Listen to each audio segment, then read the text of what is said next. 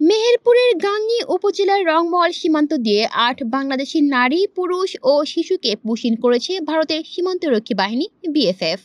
বৃহস্পতিবার ২৬ জুন সকাল ৬:৩০টার দিকে আন্তর্জাতিক সীমান্তের ১৩৬ ও ১৩৭ নম্বর পিলরের মাঝামাঝি গেট দিয়ে তাদেরকে বাংলাদেশে ঠেলে দেয় বিএসএফ। স্থানীয় সূত্রে জানা গেছে, পুশিনকৃত ব্যক্তিরা সীমান্তবর্তী সড়ক দিয়ে ভেতরের দিকে আসার সময় টহলরত বর্ডার গার্ড বাংলাদেশের সদস্যরা তাদের গতিবিধি সন্দেহজনক মনে করে জিজ্ঞাসাবাদ করেন। কথাবার্তা অসঙ্গতি ধরা পড়লে বিজিবির সদস্যরা তাদের আটক করে রংমহল বিজিবি ক্যাম্পে নিয়ে যান।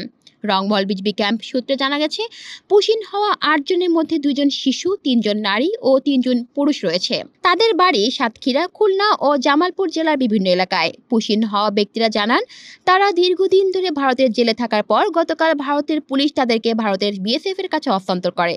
বিএসএফ তাদের গেট দিয়ে বের করে দেয়। সেখান থেকে বের হয়ে আসার সময় আমাদেরকে বিজিবি আটক করে। এ ঘটনায় পতাকা বৈঠকের চিঠি দেওয়ার প্রস্তুতি চলছে বলে জানিয়েছে বিজিবির এক কর্মকর্তা।